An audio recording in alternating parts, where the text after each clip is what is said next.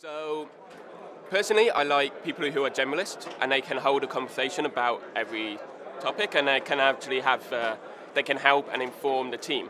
And so I like a team of generalists who can actually jump in and solve problems and work on different bits. That doesn't mean that you can't have very specialists and people who actually have a role and a kind of have that as their ownership and they own that UX aspect of the product.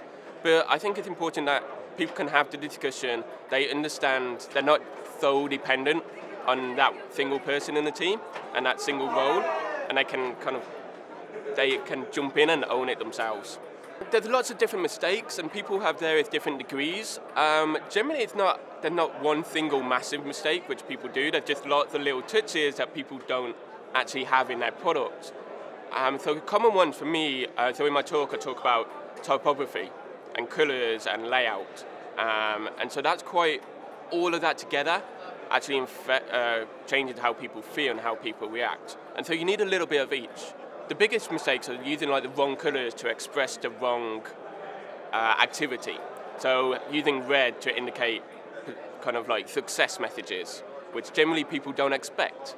And so the biggest mistake is just doing things which people don't expect, trying to be different. Like, people like things to be consistent. They like to know what to expect, and our design should reflect that. Improving existing ones. So for me, increasing white space and using white space more effectively. So doing things like changing the line height on text.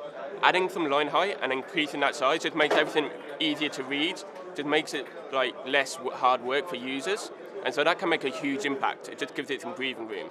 And the same thing with call to actions, so like the add to basket button. You want that to breathe, you want that to have some white space. So it draws people's attention, so you can tell what they're looking. So I'm building a product towards Scrapbook, and so we're helping people actually highlight and telling them where they can improve their products and then their existing products. So they just upload screenshots and then they can get feedback from different designers and different users to help solve that problem about where do they go, what should they change.